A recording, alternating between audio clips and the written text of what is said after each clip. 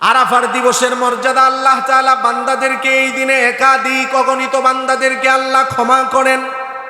লাইলাতুল কদর ওই রাত্রির মর্যাদা এত বেশি কেন? এই যে আমার হাতে দেখতে পাচ্ছেন আল্লাহর কোরআনে আল্লাহ বলেন, ইন্না আনজালনাহু ফি লাইলাতিল কদর ওয়া মা আদরাকা মা লাইলাতুল কদর লাইলাতুল কদরি খায়রুম মিন আলফি শাহর। আল্লাহ বলেন, নিশ্চয়ই কোরআনটাকে আমি লৌহে মাহফুজ থেকে দুনিয়ার আসমানে আমি আল্লাহ তাআলা কোরআনটাকে একসাথে নাজিল করেছিলাম যে রাত্রি, সেই রাত্রিটা হলো লাইলাতুল কদর। নবীজিকে আল্লাহ প্রশ্ন করেন, ওয়ামা আদরাকা মা লাইলাতুল কদরি, ও নবী আপনি জানেন লাইলাতুল কদর এটা কেমন রজনী? আল্লাহ এটার উত্তর দিয়ে দিচ্ছেন, লাইলাতুল কদরি খায়রুম মিন আলফি শাহর। লাইলাতুল কদর এটা এমন রজনী, একটা রাত যে আল্লাহর ইবাদত করবে 1000 মাস ইবাদতের চেয়ে আরো বেশি শ্রেষ্ঠ হবে। সুবহান। তাহলে দিন সবচেয়ে শ্রেষ্ঠ হয়েছে আরাফার দিবস। অগণিত বান্দা এই দিন আল্লাহর পক্ষ থেকে ক্ষমা প্রাপ্ত হয়। রাত্রি সবচেয়ে শ্রেষ্ঠ হলো লাইলাতুল কদর। কেন? এই রাত্রিতে আল্লাহ তাআলা কোরআন নাজিল করেছে। লৌহে মাহফুজ থেকে দুনিয়ার আসমানে একসাথে যে রাত্রিতে কোরআন নাজিল করা হয়েছে ওই রাত্রিটা হলো লাইলাতুল কদর। এই কারণে ওই রাত্রির মর্যাদা বেড়েছে, অন্য কোনো কারণ নেই এই রাত্রির মর্যাদা বাড়া। বছরে 12টি মাস, আর 12 মাসের মধ্যে সবচেয়ে শ্রেষ্ঠ সম্মানিত মাস হলো মহিমান্বিত মাস। সবচেয়ে শ্রেষ্ঠ, সবচেয়ে সম্মানিত, সবচেয়ে মহিমান্বিত মাস হলো রমজান মাস। কেন রমজান মাস সবচেয়ে শ্রেষ্ঠ মাস? কেন রমজান মাস সবচেয়ে মহিমান্বিত মাস? আল্লাহর কোরআন প্রমাণ করে, শাহরু রমাদান আল্লাযী উনজিলা ফীহিল কোরআন। রমজান মাসটা হলো এমন মাস যেই মাসে আল্লাহ তাআলা এই কোরআনকে নাজিল করেছেন। এই একটা মাস রমজান মাসে কোরআন নাজিল হওয়ার কারণে মাসের মর্যাদা যিনি বাড়িয়ে দিয়েছেন তিনি কে?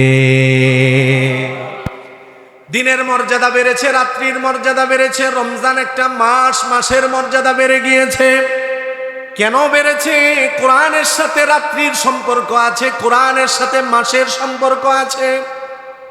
ফেরেশতা সমূহের মধ্যে সবচেয়ে শ্রেষ্ঠ আর সম্মানিত ফেরেশতা হলো ফেরেশতা জিবরিল। ফেরেশতাদের সংখ্যা কত বেশি এটা একমাত্র যিনি জানেন তিনি আল্লাহ। ফেরেশতাদের সংখ্যা একমাত্র আল্লাহ ছাড়া কেউ জানে না। অসংখ্য অগণিত ফেরেশতাদের সংখ্যা রয়েছে। তবে তাফসীরের মধ্যে ফেরেশতার সংখ্যার পরিধি সম্পর্কে একটা বর্ণনা পাওয়া যায়। আমাদের কাবা, আমাদের বাইতুল্লাহ, আমাদের কেবলা হলো বাইতুল্লাহ। ফেরেশতাদের একটা কাবা আছে, ফেরেশতাদের একটা কেবলা আছে যেটার নাম হলো বাইতুল মামুর। বাইতুল মামুর সপ্ত আসমানে ফেরেশতাদের কেবলা। আল্লাহর নবী হাদিসের মধ্যে বলেন, বাইতুল মামুর ওই ফেরেশতাদের কেবলাটাকে প্রত্যেক দিন, প্রত্যেক মুহূর্তে 70,000 ফেরেশতারা তোয়াফ করে। একবার যে তোয়াফ করে কিয়ামত পর্যন্ত ফেরেশতার ওই তোয়াফের আর পালা আসে না। তাহলে এর দ্বারা বোঝা যায় কোটি কোটি অগণিত ফেরেশতা আল্লাহর সৃষ্টি আছে। সুবহানাল্লাহ।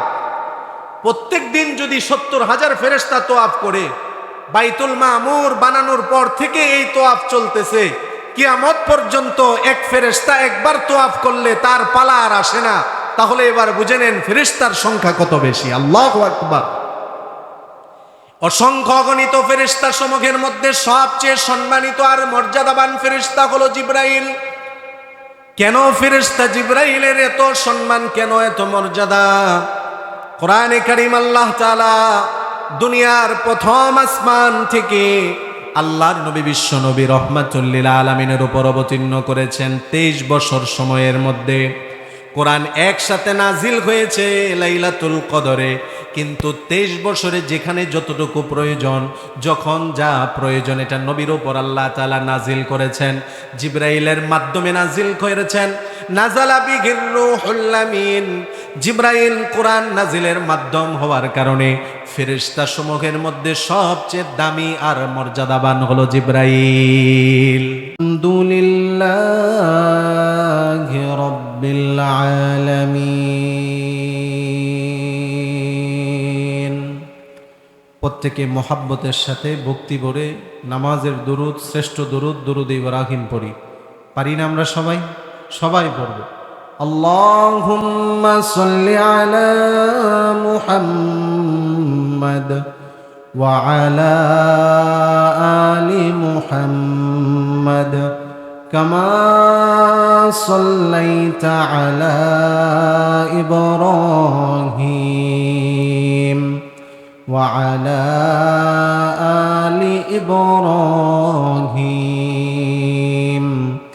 ইন্নাকা হামিদুম মাজিদ। আল্লাহুম্মা বারিক আলা মুহাম্মাদ ওয়া আলা আলি মুহাম্মাদ কামা বারাকতা আলা ইব্রাহিম ওয়া আলা আলি ইব্রাহিম ইন্নাকা হামিদুম মাজিদ। লা ইলাহা ইল্লাল্লাহ। সবাই জোরে জোরে লা ইলাহা ইল্লাল্লাহ, লা ইলাহা ইল্লাল্লাহ, লা ইলাহা ইল্লাল্লাহ, লা ইলাহা ইল্লাল্লাহ, লা। এক চশমে জাদান গাফেলা যা শাহে নবাসী,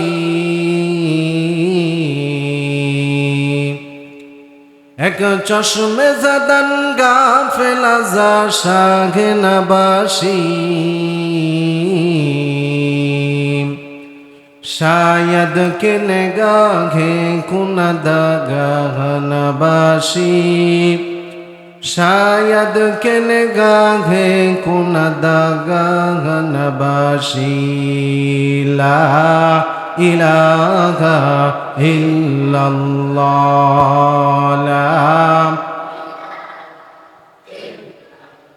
ला इलाहा इल्लल्लाह मुहम्मदुर রাসূলুল্লাহ সাল্লাল্লাহু আলাইহি ওয়াসাল্লাম। আলহামদুলিল্লাহ, তালিমুল উম্মাহ মারকাজুল কোরআন মাদ্রাসা হাফেজ ছাত্রদের পাগড়ি প্রদান উপলক্ষে এবং পুরস্কার বিতরণ উপলক্ষে আজকের এই দোয়া এবং আলোচনা মজলিসের সম্মানিত সভাপতি, আজকের এই আলোচনা এবং দোয়া মজলিসের আমন্ত্রিত হযরত উলামায়ে কেরাম, আমার সামনে উপবিষ্ট আছেন পিতৃতুল্য মুরব্বী বাবারা, সমবয়স্ক যুবক ভাইয়েরা, পর্দার আড়ালে শ্রদ্ধেয়া সম্মানিতা মা এবং বোনেরা, শুরুতেই মহান আল্লাহ পাক রব্বুল আলামিনের আলিশান দরবারে লাখো কোটি শুকরিয়া যে আল্লাহ মহিয়ান গরিয়ান আমাদের সকলকে এই অন্ধকারাচ্ছন্ন পৃথিবীর সমস্ত অন্ধকার থেকে, জুলুমাত থেকে, অমানিসা থেকে বের করে রহমতের হাতছানি দিয়ে লাখো কোটি মুমিন মুসলমানের মধ্য থেকে আমার আপনার মতো কিছু নালায়েক ও অযোগ্য গুনাহগার বান্দাদেরকে কোরআন এবং হাদিসের আলোচনার মজলিস, উলামায়ে কেরামের মজলিস তথা জান্নাতের বাগানে আমাদের সকলকে আসা বসা, কিছু কথা বলা এবং শোনার জন্য যে মালিক তৌফিক এনায়েত করেছেন, এতে আপনারা খুশি না বেজার? কম না বেশি? হৃদয়ের সবটুকুন ভালোবাসা উজাড় করে আল্লাহ পাকের শেখানো ভাষায় তারই দেওয়া জবান দিয়ে, শক্তি দিয়ে কালিমাতুশ শুকুর আদায় করে উচ্চ আওয়াজে সকলে বলছি আলহামদুলিল্লাহ। আমার সাথে পড়ুন, রব্বানা লাকাল হামদ হামদান কাসীরা তাইয়িবান মুবারাকান ফীহি। তালিমুল উম্মাহ মারকাজুল কোরআন মাদ্রাসাকে আল্লাহ কবুল করুক, সকলে বলি আমিন। আজকের এই কোরআন হাদিসের আলোচনা এবং দোয়ার মজলিসকে আল্লাহ কবুল করুক, সকলে বলি আমিন। তালিমুল উম্মাহ মারকাজুল মাদ্রাসাকে আল্লাহ তাআলা বিশ্বময় কবুল পরিচিতি বাড়িয়ে দেখ, সকলে বলি আমিন। আমরা গরমের মধ্যে অত্যন্ত কষ্ট করে সবাই দেখা যায় ঘামাক্ত, শ্রোতাও ঘামাক্ত, বক্তারাও ঘামাক্ত। আসলে প্রচণ্ড গরমের তাপ, তাছাড়া এরকম ভিতরে পরিবেশে আপনারা কষ্ট করে এরকম ভরপুর মজমায় এখানে বসে আছেন, আমার দেখে খুব ভালো লাগতেছে। আপনাদের জন্য দোয়া করি আল্লাহ তাআলা এই কষ্টকে দিনের জন্য কবুল করুক। হাদিসের মধ্যে আসছে জাহান্নামের আগুন বড়ই কঠিন, বড়ই কঠিন, বড়ই কঠিন। আল্লাহর নবী বলেন, উকিদা আলান নারি আলফা সানা, জাহান্নামের আগুনটাকে 1000 বছর আগুনে জ্বালানো হয়েছে। 1000 বছর আগুনে জ্বালানোর পরে হাত্তাহ মাররত, আগুনটা লাল বর্ণের হয়েছে। সুম্মা উকিদা আলান নারি আলফা সানা, এরপরে আরো 1000 বছর জাহান্নামের এই লাল বর্ণের আগুনটাকে জ্বালানো হয়েছে। চিন্তা করে দেখেন, জাহান্নামের আগুনকে আগুনে জ্বালানো হয়েছে 1000 বছর আরো জ্বালানোর পরে, মানে 2000 বছর জ্বালানোর পরে হাত্তা ইবিয়াদ্দত, জাহান্নামের আগুনের কালার হয়েছে সাদা বর্ণের। এরপরেও ক্ষান্ত হয়নি। সুম্মা উকিদা আলান নারি আলফা সানা, এরপরে আরো 1000 বছর জাহান্নামের আগুনটাকে জ্বালানো হয়েছে। এই মোট হলো কত হাজার বছর? 3000 বছর জাহান্নামের আগুনকে জ্বালানোর পরে নবীজি বলেন এই আগুনের ধরনটা হয়েছে ইসওয়াদ্দাত, কালো বর্ণের। ফাহিয়া সাউদা ও মুজলিমা, অতএব বর্তমানে জাহান্নামের আগুনের কালার হলো কালো। এই কালো বর্ণের আগুনের মধ্যে ঢুকবে, একজন একজনকে দেখতে পাবে না। এই জাহান্নামের কঠিন এই ভয়াবহ আগুন, এটা বান্দার কোন আমলের দ্বারা নিববে? দুইটা জিনিস আছে যেটা জাহান্নামের এই আগুনকে নিভিয়ে দিতে পারে। একটা হলো আল্লাহর রাস্তায় জিহাদকারী ব্যক্তির শরীরের রক্তের ফোঁটা, আরেকটা হলো আল্লাহর ভয়ে কন্দনকারী ব্যক্তির চোখের পানি। তো যদি চোখের পানি এবং আল্লাহর রাস্তায় জিহাদকারী ব্যক্তির রক্তের ফোঁটা যদি জাহান্নামের আগুনকে নিভিয়ে দিতে পারে, আল্লাহর যেই বান্দারা কোরআন হাদিসের আলোচনা শুনে দিলে অন্তরে আল্লাহর মহাব্বত নিয়ে, রসুলের মহাব্বত নিয়ে আল্লাহ এবং আল্লাহর রসুলের আলোচনা যেই বান্দারা শুনবে, তাদের শরীর থেকে যে ঘাম বের হবে, আমি আশাবাদী এই ঘামটাও জাহান্নামের আগুন নিভিয়ে দেওয়ার একটা কারণ হবে। সুবহানাল্লাহ। আমরা তো উম্মতে মুহাম্মাদি, আমাদেরকে আল্লাহ তাআলা অনেক বিশেষত্ব দান করেছে। তন্মধ্যে আমাদের একটা বিশেষত্ব হলো, আল্লাহর রসুল বলেন এই উম্মতের বিশেষত্ব হলো, এই উম্মত একটা ভালো নেক কাজের যখন ইচ্ছা করে, মান হাম্মা বি হাসানাতিন ফালাহু আজরুহা, ইচ্ছা করার সাথে সাথে আল্লাহ তাআলা একটা নেকি দান করে দেয়। সুবহানাল্লাহ। হযরতে আদম আলাইহিস সালাতু ওয়াস সালাম থেকে নিয়ে ঈসা আলাইহিস সালাতু ওয়াস সালাম পর্যন্ত সমস্ত নবী রাসূলের যত উম্মত ছিল, কোন উম্মতের জন্য এই বিশেষত্ব ছিল না, এই বিশেষ কোনো অফার ছিল না যে তারা নেক কাজের ইচ্ছা করলে আল্লাহ নেকি দান করে দিবে। কিন্তু উম্মতে মুহাম্মাদীকে আল্লাহ তাআলা এই অফার দিয়ে দিয়েছেন, একটা নেক কাজের ইচ্ছা যখন করবে, কাজটা না করলেও ইচ্ছা করার সাথে সাথে আল্লাহ নেকি দান করে দেয়।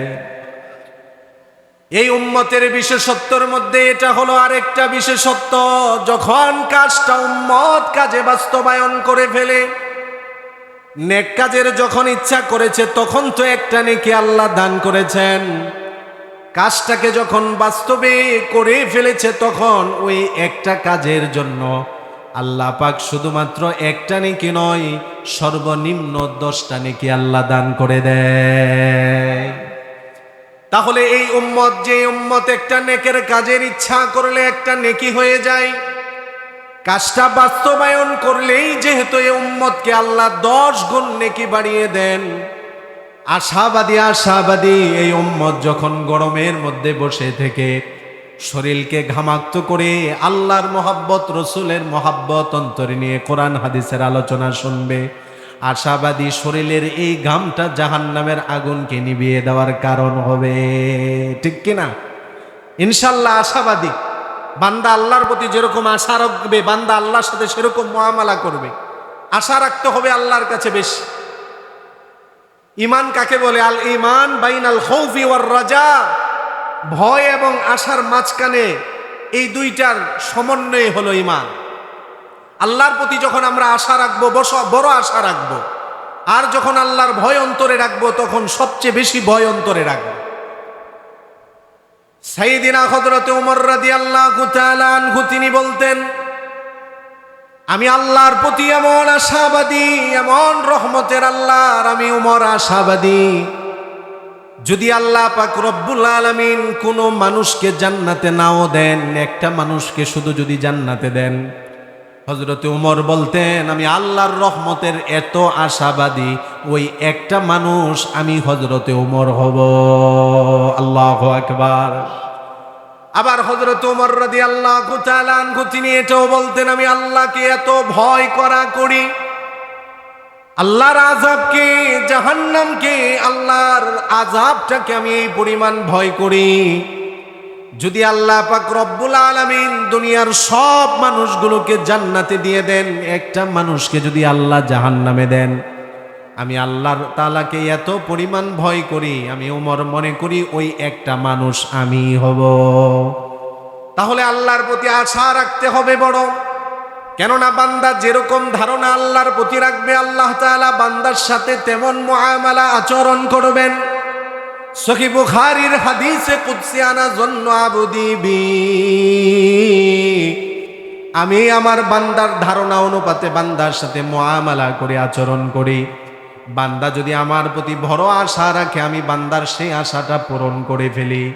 এই হাদিসের পরবর্তী অংশে আল্লাহর নবী বলেন, ফাইন যাকারনি ফি নাফসি যাকারতুহু ফি নাফসি, কোন বান্দা যখন মনে মনে আমি আল্লাহকে স্মরণ করে জিকির করে, আমি আল্লাহ তাআলা কুদরতি দিলে ওই বান্দার স্মরণ করি। সুবহানাল্লাহ। আমরা যখন দিলে দিলে আল্লাহর জিকির করি, দিলে দিলে, আল্লাহ বলেন আমি আমার ওই বান্দাকেও আমার দিলে দিলে, আমার কুদরতি দিলে দিলে আমি স্মরণ করি। এই যে আমরা এখানে কিছু সময়, অল্প সময় হলেও আল্লাহর নামের জিকির করলাম, জিকির সমূহের মধ্যে শ্রেষ্ঠ জিকির, যেই শব্দের জিকির সবচেয়ে শ্রেষ্ঠ শব্দ লা ইলাহা ইল্লাল্লাহর জিকির করলাম। আল্লাহর নবী বিশ্ব নবী রাহমাতুল লিল আলামিন হাদিসে কুদসির মধ্যে বর্ণনা করেন, কোন বান্দা যখন এরকম একটা মজমা করে আল্লাহ পাকের জিকির করবে, আল্লাহ তাআলা বলেন যাকারতুহু ফি মালাইন খায়রিম মিনহু, ওই মজমার উত্তম মজমায়, ফেরেশতাদের মজমায় আমি আমার বান্দাদের আলোচনা আর সমালোচনা করি। সুবহানাল্লাহ। আমার কোন বান্দা কি করতেছে, যারা জিকির করতেছে তাদের আলোচনা হয়, যারা জিকির করে না তাদের আলোচনা হয় না, বরং তাদের সমালোচনা হয়, যে আমার ওই বান্দাদেরকেও তো আমি যেই নিয়ামত দান করেছি, যারা জিকিরের মজলিসে অন্তর্ভুক্ত হয়নি তাদেরকেও তো এরকম নিয়ামত দান করেছি, তারা কেন আসলো না? তারা আসলো, তারা কি চায়? বুখারীর লম্বা হাদিস, সর্বশেষ ফেরেশতারা বলে, আল্লাহ আপনার এই বান্দারা আপনার কাছে জান্নাত চায়, আপনার জাহান্নাম থেকে বাঁচতে চায়। আল্লাহ তাআলা ফেরেশতাদেরকে ওয়াদা রাখে, সাক্ষী রেখে আল্লাহ তাআলা বলেন, তোমরা সাক্ষী থাকো, আমি আমার এই বান্দাগুলোকে জান্নাত দিয়ে দিলাম, জাহান্নাম থেকে মুক্তি দিয়ে দিলাম। সুবহান। কদ গফারতু লাহুম, হাদিসের ইবারত যে আমার বান্দাদেরকে আমি ক্ষমা করে দিলাম। ক্ষমা পাওয়া মানে জাহান্নাম থেকে মুক্তি পাওয়া, জান্নাতে চলে যাওয়া। সুবহান। এজন্য আমরা একটু কষ্ট হলেও যদি দিলে দিলে এই নিয়ত করে ফেলি, কষ্ট বেশি হলে, কোরবানি বেশি হলে সওয়াব বেশি হতে পারে। এটাই, এই যে এখানে আজকের এই মজলিসটা আমাদের প্রত্যেকের জীবনের নাজাতের একটা উসিলা হতে পারে। যদি এই আশা অন্তরে রেখে আমরা এখানে বসি, তাহলে শরীরের ঘাম আমাদেরকে কষ্ট দিবে না, বরং এটা আমাদের দিলের একটা প্রশান্তির কারণ হবে। ঠিক কিনা বলে? আল্লাহ আমাদেরকে শেষ পর্যন্ত থাকার তৌফিক দান করুক, সকলে বলি আমিন। এই যে তালিমুল উম্মাহ মারকাজুল কোরআন মাদ্রাসা, এই মাদ্রাসার আজকে যারা হেফজ শেষ করেছে তাদের সম্মাননা পাগড়ি দেওয়া হবে। পুরস্কার বিতরণী অনুষ্ঠান, কোরআনের একটা অনুষ্ঠানে আমরা এখানে উপস্থিত হতে পেরেছি। আমি আমার প্রায় আলোচনার মধ্যে এই কথাগুলো আমি রাখার চেষ্টা করি যে এই যে আমার হাতে যে কোরআনটা আছে, আল্লাহ তাআলা আসমানি যত গ্রন্থ নাজিল করেছেন, ছোট বড় আসমানি কিতাব 104 খানা। তন্মধ্যে সবচেয়ে বড় বড় আসমানি কিতাব 4টি, তাওরাত, জাবুর, ইনজিল, কোরআন। আর এই 4টা কিতাবের সবচেয়ে শ্রেষ্ঠ কিতাব হলো আল কোরআন আল হাকিম। জুড়ে বলেন সুবহানাল্লাহ। আর এই কিতাবের সাথে যার যত বেশি সম্পর্ক হয়ে যাবে, যেভাবেই এই কোরআনের সাথে যে সম্পর্ক রাখবে, তার সম্মান, তার মর্যাদা এই কোরআনের বরকতে, এই কোরআনের বরকতে সোহবতে আল্লাহ তাআলা তত বেশি বাড়িয়ে দিবেন। সুবহানাল্লাহ। কিছু উদাহরণ দিলে আপনারা বুঝতে পারবেন যে কোরআনের সাথে নিসবত, কোরআনের সাথে সম্পর্ক থাকলে সম্মান মর্যাদা কত বেড়ে যাবে। উদাহরণস্বরূপ কিছু জিনিসকে আল্লাহ কিছু জিনিসের উপর শ্রেষ্ঠত্ব দান করেছেন, কিছু দিনকে কিছু দিনের উপর শ্রেষ্ঠত্ব দান করেছেন। যেমন যদি আমরা ধরি 365 দিন, আরবিতে তো আর 365 দিন না, আরো কম। তো এই যে বছরের যে দিনগুলো আছে সব দিন বরাবর না। দিন সমূহের মধ্যে সবচেয়ে শ্রেষ্ঠ দিন হলো ইয়াউমে আরাফা। আরাফার দিবস, ওইটা আল্লাহ তাআলার কাছে সবচেয়ে শ্রেষ্ঠ। আল হাজ্জু আল আরাফা, নবীজি যে বলেছেন যে মূল হজটাই হলো আরাফা। ওই আরাফার দিবস দিন সমূহের মধ্যে শ্রেষ্ঠ। কেন? আল্লাহর নবী বিশ্ব নবী রহমাতুল লিল আলামিন বলেন, আরাফার দিবসটা শ্রেষ্ঠ আর দামি হওয়ার কারণ হলো এই একটা দিনে আল্লাহ তাআলা তার এই পরিমাণ বান্দাদেরকে ক্ষমা করেন আর মাফ করেন। অন্য কোনো দিনে এত পরিমাণ বান্দাদেরকে আল্লাহ ক্ষমা করেন না। সুবহানাল্লাহ। আরাফার দিবস শ্রেষ্ঠ হওয়ার কারণ হলো এই আরাফার দিবসে আল্লাহ তার এই পরিমাণ বান্দাদেরকে ক্ষমা করেন। শয়তান আরাফার দিবসে আল্লাহর পক্ষ থেকে বান্দারা ক্ষমা প্রাপ্ত হয়ে যাচ্ছে, এই কারণে শয়তান এই পরিমাণ আফসোস আর পরিতাপ করে। বছরে অন্য কোনো দিন শয়তান এই পরিমাণ আফসোস আর পরিতাপ করে না। কেননা আমরা মানুষ, আমাদের জন্য সবচেয়ে প্রকাশ্য দুশ্মন হলো শয়তান। জোরে বলেন ঠিক কিনা? আমরা ভালো কাজ করি, আমরা আল্লাহর প্রিয়ারা বান্দা হয়ে যাই, এটা শয়তান চায় না। তো আরাফার দিবসে আল্লাহ এই পরিমাণ বান্দাকে ক্ষমা করেন, যার কারণে শয়তান এই পরিমাণ আফসোস করে, বছরে অন্য কোনো দিন এই পরিমাণ আফসোস করেন। তাহলে দিন সমূহের মধ্যে শ্রেষ্ঠ দিন হলো আরাফার দিন। যদি প্রশ্ন করেন হুজুর রাত্রি সমূহের মধ্যে সবচেয়ে শ্রেষ্ঠ রাত্রি কোনটি, তাহলে বলবো রাত সমূহের মধ্যে সবচেয়ে শ্রেষ্ঠ রাত হলো কদরের রাত। রমজানের শেষ দশকে একটি রাত্রি আছে বেজোর তারিখ সমূহের মধ্যে, ওই রাত্রিটাকে লাইলাতুল কদর বলা হয়। রাত্রি সমূহের মধ্যে ওই রাত্রির মর্যাদা সবচেয়ে বেশি। আরাফার দিবসের মর্যাদা আল্লাহ তাআলা বান্দাদেরকে এই দিনে একাধিক অগণিত বান্দাদেরকে আল্লাহ ক্ষমা করেন। লাইলাতুল কদর ওই রাত্রির মর্যাদা এত বেশি কেন? এই যে আমার হাতে দেখতে পাচ্ছেন আল্লাহর কোরআন, আল্লাহর কোরআনে আল্লাহ বলেন, ইন্না আনজালনাহু ফি লাইলাতিল কদর ওয়া মা আদরাকা মা লাইলাতুল কদর লাইলাতুল কদরি খায়রুম মিন আলফি শাহর। আল্লাহ বলেন নিশ্চয়ই কোরআনটাকে আমি লৌহে মাহফুজ থেকে দুনিয়ার আসমানে আমি আল্লাহ তাআলা কোরআনটাকে একসাথে নাজিল করেছিলাম। যে রাত্রি, সেই রাত্রিটা হলো লাইলাতুল কদর। নবীজিকে আল্লাহ প্রশ্ন করেন, ওয়ামা আদরাকা মা লাইলাতুল কদরি, ও নবী আপনি জানেন লাইলাতুল কদর এটা কেমন রজনী? আল্লাহ এটার উত্তর দিয়ে দিচ্ছেন, লাইলাতুল কদরি খায়রুম মিন আলফি শাহর। লাইলাতুল কদর এটা এমন রজনী, একটা রাত যে আল্লাহর ইবাদত করবে 1000 মাস ইবাদতের চেয়ে আরো বেশি শ্রেষ্ঠ হবে। সুবহান।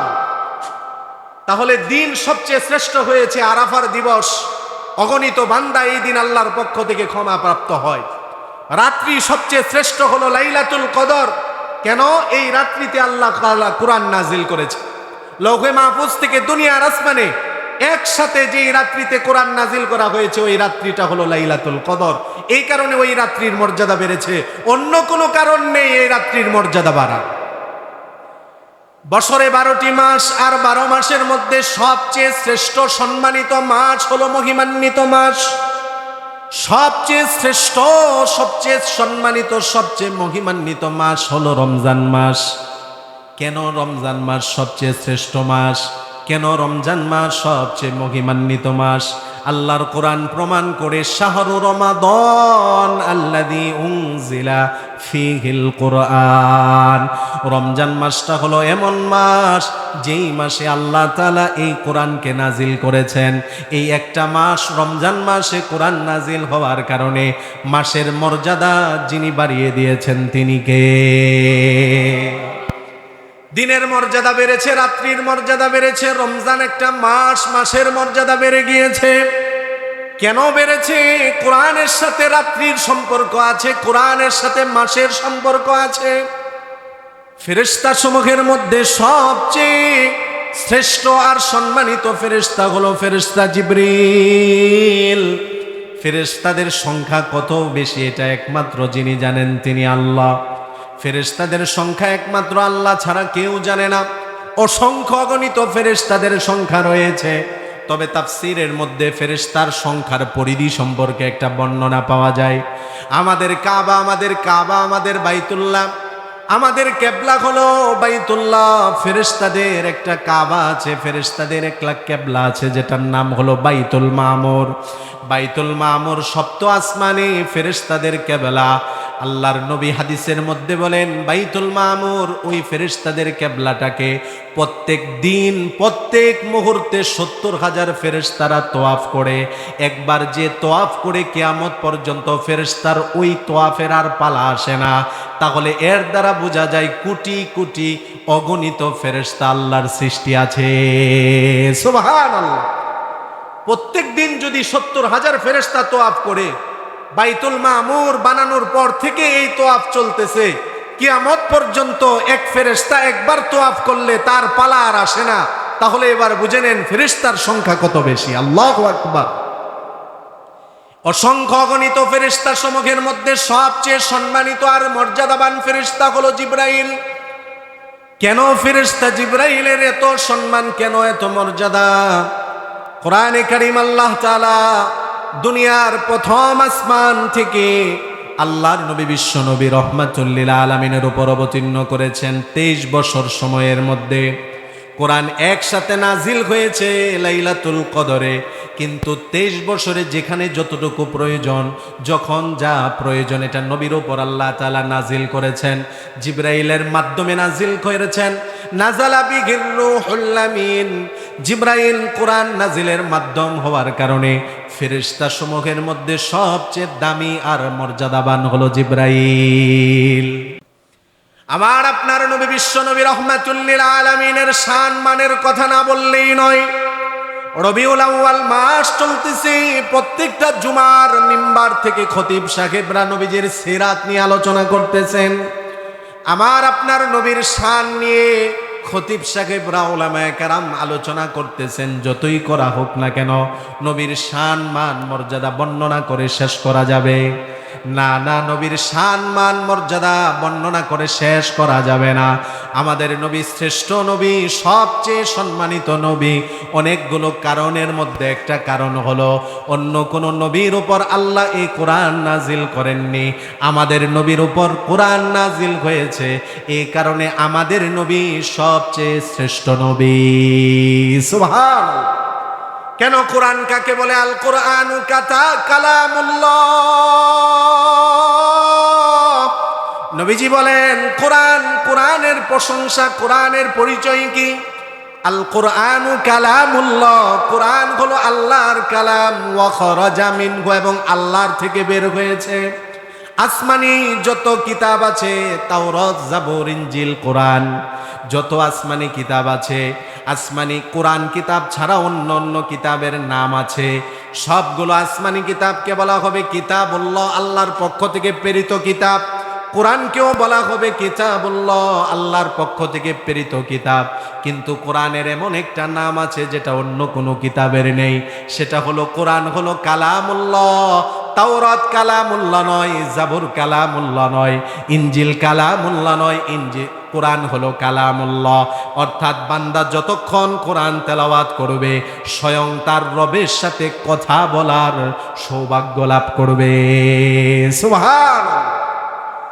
তাওরাত কিতাব যারা পাঠ করত, তেলাওয়াত করত, এটা আল্লাহর কথা নয়, কালামুল্লাহ নয় যে তাওরাত পাঠ করলে আল্লাহর সাথে কথা বলার সৌভাগ্য অর্জন করবে, জাবুর পাঠ করলে আল্লাহর সাথে কথা বলার সৌভাগ্য অর্জন করবে, ইনজিল পাঠ করলে আল্লাহর সাথে কথা বলার সৌভাগ্য অর্জন করবে না। কিন্তু কোরআন হলো কালামুল্লাহ। কোরআন যখন যেখানে থেকে যে তেলাওয়াত করে সে যেন আল্লাহর সাথে কথা বলতে থাকে। সুবহানাল্লাহ। আপনারা সবাই জানেন বনি ইসরাইলের শ্রেষ্ঠ নবী, বনি ইসরাইলের জালিলুল কদর নবী ছিলেন নবী মুসা আলাইহিস সালাতু ওয়াস সালাম। আল্লাহ তাআলা জমিনে থেকে কোন নবী রাসূলের সাথে আল্লাহ তাআলা কথা বলেননি, একমাত্র একজন নবীর সাথে, রাসূলের সাথে আল্লাহ কথা বলেছেন। তিনি হলেন মুসা কালিমুল্লাহ। মুসা আলাইহিস সালাতু ওয়াস সালাম আল্লাহ তাআলাকে একদিন প্রশ্ন করলেন, আল্লাহ, এই যে আপনি আমার সাথে কথা বলেন, আমি আপনার সাথে কথা বলি, আপনি কি আর কোন নবীর সাথে আর কাহারো সাথে এভাবে কথা বলবেন? আল্লাহ তাআলা বললেন, মুসা, এমন একটা উম্মত শেষ জমানায় আগমন করবে, তারা আমার সাথে যখন ইচ্ছা তখন কথা বলতে পারবে। মুসা, তুমি তো যখন ইচ্ছা তখন বলতে পারো না, তুমি তো যেখানে ইচ্ছা সেখানে আমার সাথে কথা বলতে পারো না। নির্দিষ্ট সময়ে আমার সাথে কথা বলতে পারো, নির্দিষ্ট জায়গা তুর পর্বতে এসে কথা বলা লাগে। এমন একটা উম্মত আগমন করবে, তাদের উপর এমন একটা কিতাব কোরআন আমি নাজিল করব, তাদের কোনো সময় লাগবে না, কোনো জায়গা লাগবে না, যে কোনো সময় যে কোনো জায়গায় বান্দা যখন কোরআন তেলাওয়াত করবে তারা আমি আল্লাহর সাথে কথা বলার সৌভাগ্যতা লাভ করবে। তাহলে এই কোরআন এটা কালামুল্লাহ। নবীর উপর অবতীর্ণ হওয়ার কারণে নবীজির শান মান মর্যাদা, নবীজির শান মান মর্যাদা অন্য অন্য কারণে আছে। তন্মধ্যে একটা কারণ হলো এই নবীর উপর আল্লাহ কোরআন নাজিল করেছেন। আমরা তো দাবি করি আমরা শ্রেষ্ঠ উম্মত, এই উম্মত শ্রেষ্ঠ উম্মত। এই উম্মত জান্নাতে যাওয়ার আগ পর্যন্ত অন্য কোনো উম্মত জান্নাতে যেতে পারবে না। সুবহানাল্লাহ। এই উম্মতের শান মান মর্যাদা এত বাড়লো কেন? এই উম্মতের কি কারণ আছে যে এই উম্মত আগে জান্নাতে যাবে পরে অন্য সকল উম্মত? এটাও রাসূলের হাদিস, ইন্নাল জান্নাতা হুররিমাত আলাল আম্বিয়া, সমস্ত নবী রাসূলদের জন্য জান্নাতে যাওয়া হারাম। নবীজি বলেন, হাত্তা আদখুলাহা, যতক্ষণ আমি নবী মুহাম্মদ জান্নাতে না যাব। সুবহানাল্লাহ। আমাদের নবী জান্নাতে আগে যাবে, জান্নাতের করাগাত করা ছাড়া জান্নাতের গেট খোলা হবে না। নবীজি করাগাত করবে, জান্নাতের গেট খোলা হবে। নবীজি পরবর্তী অংশে বলেন, ওয়া ইন্নাল জান্নাতা হুররিমাত আলাল উমাম, সমস্ত উম্মতের উপর জান্নাত হারাম ততক্ষণ পর্যন্ত যতক্ষণ পর্যন্ত লাম তাদখুল উম্মতি, আমার উম্মত জান্নাতে না যাবে। সুবহানাল্লাহ। তাহলে আমাদের শ্রেষ্ঠত্ব এত বাড়লো কেন? বাড়ার অন্যতম কারণ হলো এই উম্মতের উপর কোরআন নাজিল হয়েছে। সুবহান। তাহলে আমার বলা উদ্দেশ্য, কোরআনের সাথে যার যেভাবে নিসবত, যার যেভাবে সম্পর্ক থাকবে তার সম্মান মর্যাদা আল্লাহ বাড়িয়ে দিবে। আমি প্রায় সময়ই বলি, আজকে যদি আমাদেরকে ব্যক্তিগতভাবে প্রশ্ন করা হয়, আপনার জীবন কি ভালো যাচ্ছে, পরিবার কি ভালো যাচ্ছে, সমাজ কি ভালো যাচ্ছে, রাষ্ট্রের কি হালত, রাষ্ট্র কি সুখে শান্তিতে মানুষ বসবাস করতে পারছে, তখন বলা হবে মানুষের ব্যক্তিগত জীবনে সুখ নেই, বলা হবে পারিবারিক জীবনে সুখ নেই। উত্তর দেওয়া হয় সামাজিক দৃষ্টিকোণ থেকেও আমরা সুখে শান্তিতে নেই। উত্তর দেওয়া হবে রাষ্ট্রীয়ভাবে আমরা সুখে শান্তিতে নেই। আমাদের ব্যক্তিগত জীবনেও শান্তি, পরিবারেও শান্তি, সমাজেও শান্তি, রাষ্ট্রেও শান্তি। তার অন্যতম কারণ হলো আমাদের ব্যক্তিগত জীবন বলেন, পারিবারিক জীবন বলেন, সামাজিক জীবন বলেন, রাষ্ট্রীয় জীবন বলেন, কোনো ক্ষেত্রেই আল্লাহর কোরআন নেই। ঠিক কিনা বলেন? যদি কোরআন থাকতো, রসুলের আদর্শ থাকতো, আমাদের জীবন অশান্তি হতো না, পরিবার অশান্তি হতো না, আমাদের সমাজ অশান্তি হতো না, আমাদের রাষ্ট্র অশান্তি হতো না। সুখে শান্তিতে যিনি ভরপুর করে দিতেন তিনি কে? অতএব কোরআন মানতে হবে, কোরআনের সোহবতে আসতে হবে। হ্যাঁ, ধন্যবাদ জানাই আপনাদেরকে, শুকরিয়া আদায় করি আপনারা আপনাদের সন্তানদেরকে দুনিয়াবি শিক্ষায় শিক্ষিত না করে, দুনিয়ার লোভ লালসা অন্তরে না নিয়ে, আপনার সন্তান দুনিয়ার শিক্ষায় শিক্ষিত হয়ে দুনিয়ার টাকা পয়সা বাড়ি গাড়ি উপার্জন করবে এই ইচ্ছা বাদ দিয়ে পরকালে ধনী হওয়ার আশায় এবং আখেরাতে আপনি অগ্রগামী হওয়ার আশায় আপনার সন্তানকে এই যে মাদ্রাসায় দিয়েছেন, এটার জন্য শুকরিয়া আদায় করি। আর দেওয়া থেকে আপনাদের সন্তান এই যে মাদ্রাসায় দিয়েছেন, এতে কি লস হয়ে গিয়েছে? বলেন, জোরে বলেন, সন্তান মাদ্রাসায় আসাতে কি লস হয়েছে? আমার পরিবারের একটা সদস্য কোরআনে হাফেজ হওয়াতে আমার কি লস আছে? আমার সন্তান কি দুনিয়াবি শিক্ষায় শিক্ষিত করলে হয়তো সে দুনিয়াবি শিক্ষায় শিক্ষিত হয়ে দুনিয়ার বড় কোনো জায়গায় প্রতিষ্ঠিত হতে পারত, কিন্তু আল্লাহর পরিবারের অন্তর্ভুক্ত সে হতে পারত না। আমার সন্তানকে আমি কোরআনী শিক্ষায় শিক্ষিত করার কারণে, আমার সন্তান এই কোরআনী শিক্ষায় শিক্ষিত হওয়ার কারণে সে স্বয়ং আল্লাহর পরিবারের অন্তর্ভুক্ত হয়ে গিয়েছে। সুবহান। প্রশ্ন করবেন, হুজুর আপনারাই তো বলেন লাম ইয়ালিদ ওয়ালাম ইউলাদ, আল্লাহর কোনো সন্তান নেই, আল্লাহ কারো থেকে জন্ম নেন না, কাউকে জন্ম দেন না, তাহলে আল্লাহর পরিবারের অন্তর্ভুক্ত আমার সন্তান কিভাবে? আল্লাহর নবী সাহাবায়ে কেরামের সামনে বললেন, ইন্না লিল্লাহি আহলিনা মিনান নাস, মানুষের মধ্যে কিছু মানুষ এমন আছে যারা আল্লাহর পরিবারের অন্তর্ভুক্ত হয়ে যায়। সাহাবায়ে কেরাম শুনে বড় আশ্চর্য হলেন। মানহুম ইয়া রাসূলুল্লাহ, ওগো নবীজি তারা কারা যারা আল্লাহর পরিবারের অন্তর্ভুক্ত হয়ে যায়? নবীজি বলেন, হুম আহলুল কোরআন আহলুল্লাহি ওয়া খাসাতুহু, ওই সমস্ত লোক যারা কোরআন পড়ে কোরআনের আহাল হয় তারা আল্লাহর খাস পরিবারের অন্তর্ভুক্ত হয়ে যায়। সুবহানাল্লাহ। আমার আপনার সন্তান কোরআনের শিক্ষায় শিক্ষিত হওয়ার কারণে তার সম্মান মর্যাদা কেমন বেড়েছে।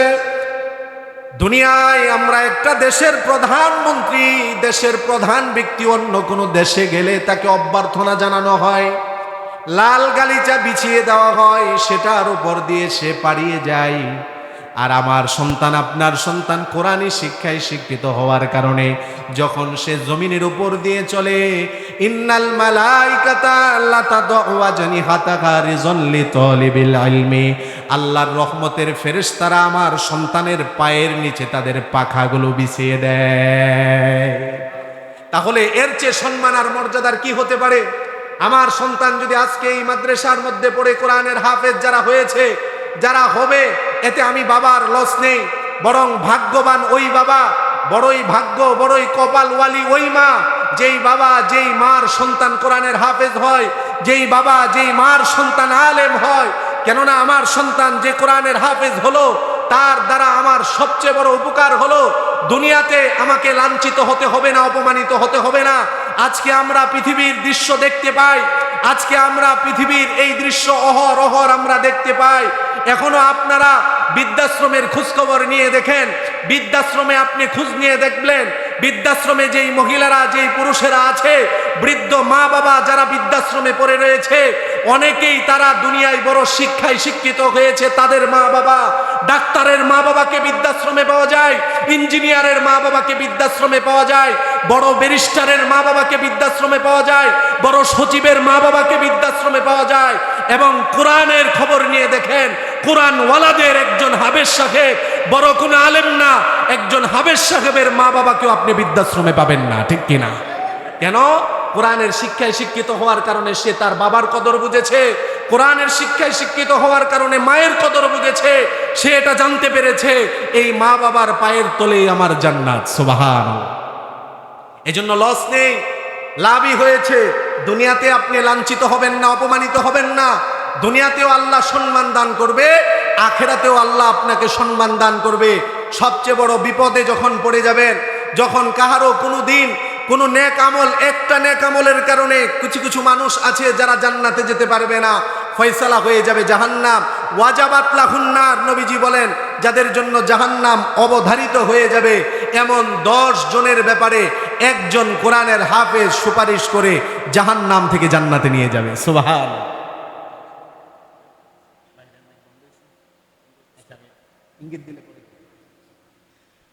তো এই যে আল্লাহর নবী বলেন, মান করা আল কোরআন ফাস্তাযহারাহু ফাহাল্লা হালালাহু ওয়া হাররামা হারামাহু, যারা কোরআন পড়ে হালালকে হালাল মানে, হারামকে হারাম মানে আল্লাহ তাদেরকে জান্নাতে প্রবেশ করিয়ে দিবেন।